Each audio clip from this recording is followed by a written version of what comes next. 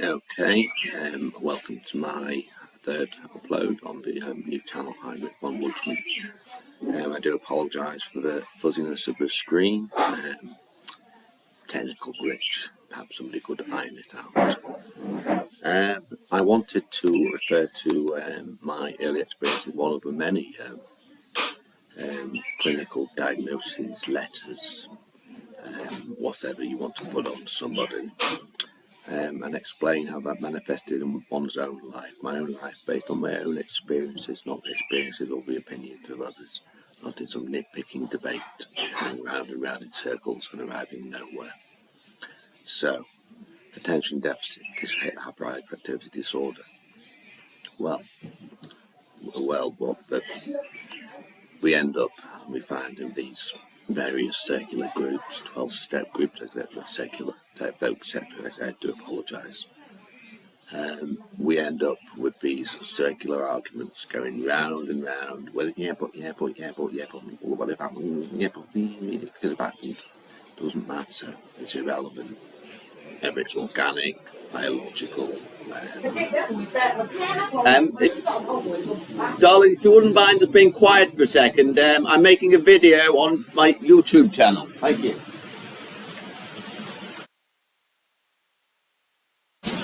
So,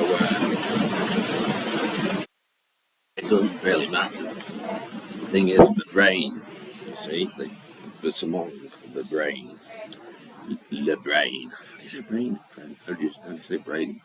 The brain, yeah, it's like a muscle, like your penis. And if you, for example, perhaps, in my case, it was largely, there was a physiological component, biological one, ancestry, all the rest of it, all of that had relevance. But to nitpick about it's pathetic. You know, well, it's not pathetic, it's understandable. So I retract that. I don't call anybody pathetic, because I've been there myself. It's part of a learning process of arriving at a point of the fact where you can display, tell your stories from your own reality if you're lucky enough. And the bateman perhaps made sense of somebody else. So, I was brought up on a very sugary diet, cocaine and not cocaine until I was 15, Coca-Cola and sugar and etc. Those things in abundance. Rotten teeth as a teenager, I don't see it. I didn't really care at the time, I didn't really care for accounting. But a few years later, it probably became a neuroses. I would have done from that. But I would have these seemingly, I would be quite good in a number of departments, particularly as a younger child. I remember as a 5-year-old, we were asked to solve a puzzle. Could anybody in the class solve the puzzle? Nobody could solve it. They took it home. Lots of the parents couldn't solve it. I solved the puzzle, but I didn't think I'd done it. I didn't take it to the teacher, but I actually did solve the puzzle. I was 5 years old. I was a quick learner. I was stunted when I got back to the age of 14. I think. I'm 68 now, 69 next week. A friend of mine, Raphael, said that he's 71. He said, so that's where it gets interesting, Heinrich, +2. Anyway, to move on. But I hope that didn't sound too crude for any of my anybody who may be watching the show. But so, for example, my experience would be, I would be perhaps there would be this slight, and it also was the psychological impact of the father putting his projection of ideal self onto the child, which caused a great deal of anxiety, which was the psychological component. But it was a physiological component. Now I could do this, I could do that. Give me a fucking hammer and a nail, and it was bad.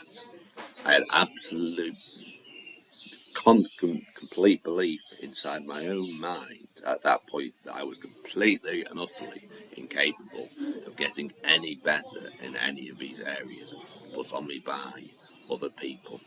I would sometimes do quite well, not very well, because you start to lose confidence in oneself and believe the lies that other people are telling you in abundance are true. And so things I would struggle with, it became an issue. Jobs, but I would have numerous jobs, and some routines. I'm a brain, a lot of the time, and it wasn't a glorious time, but one can look back and select times of laughter, as tragic as it was, as much as degrading as it was, and as much as it was a person who created at the core belief of other people's lives. So it manifested. I would get these certain jobs where all of something would come and my brain would just go, miss the point, and then there would be a lot of mockery and derision for in my favour. For example, I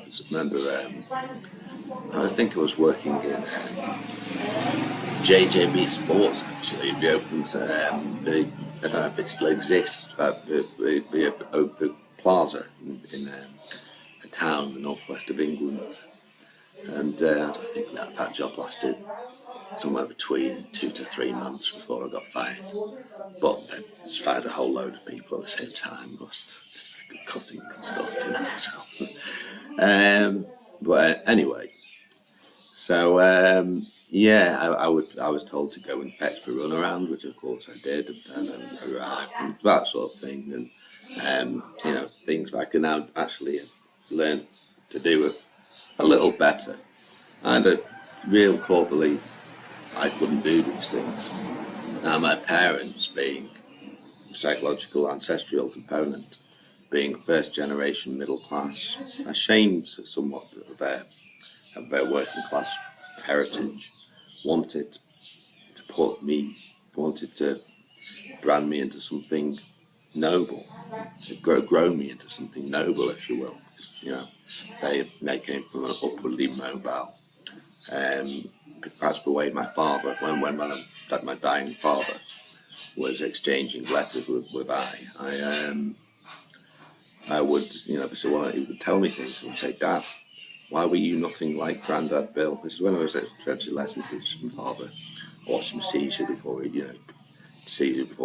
The National Health Service were a disgrace, absolute disgrace.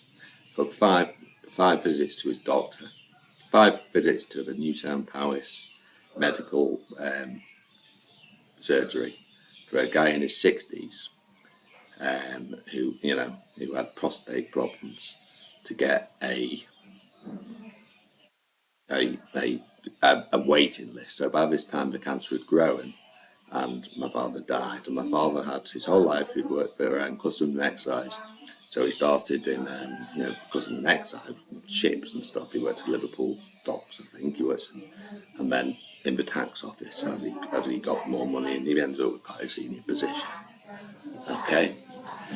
So he died because of the negligence, and the day before, this was over the COVID-19 epidemic, the Shrewsbury Hospital, he'd been there the day before and he'd begged them to keep him in. They said, no, you must go home.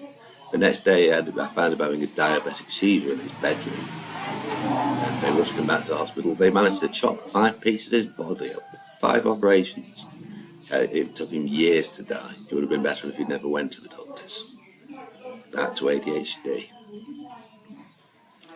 In fact,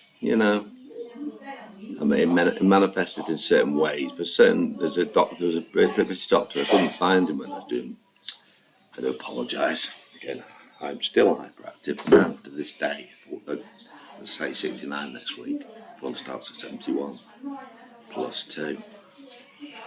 Let me just. I do apologise. Momentary lapse.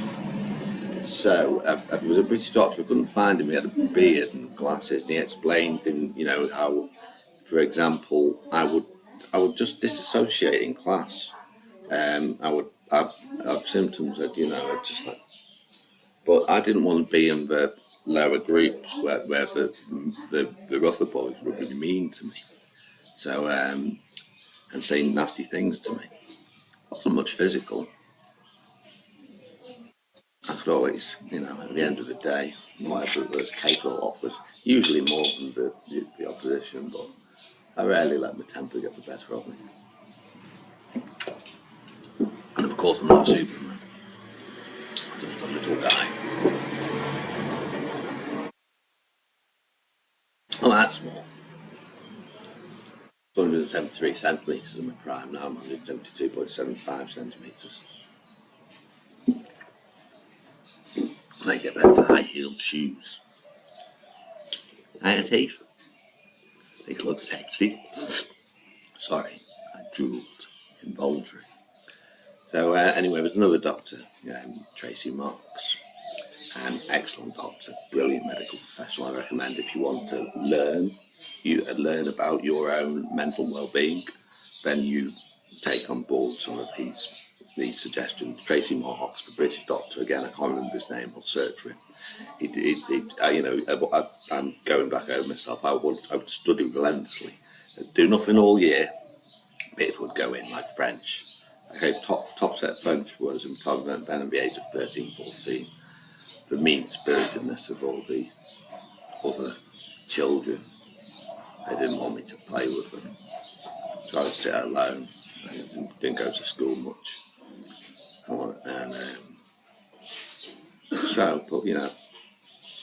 That experience of being bullied and ridiculed in itself made me stronger. Unfortunately, though, I was a late bloomer. At the age of 15, I started to anaesthetise myself. Which makes you fucks up your physiology, makes you weaker. So the good experience I've had in being ridiculed and mocked and derided my whole life, which had given me a sense of strength, was destroyed somewhat by the. So check out if you're younger than me, if you're older than me, if you're whoever you are. My advice would be: you are who you are, and you are the way you are. Use a quotation from one of my favourite spiritual speakers. Darling, please, I'm making a video. For God's sake, you cunt! I'm making a video. It's a joke for an idiot, sweetheart.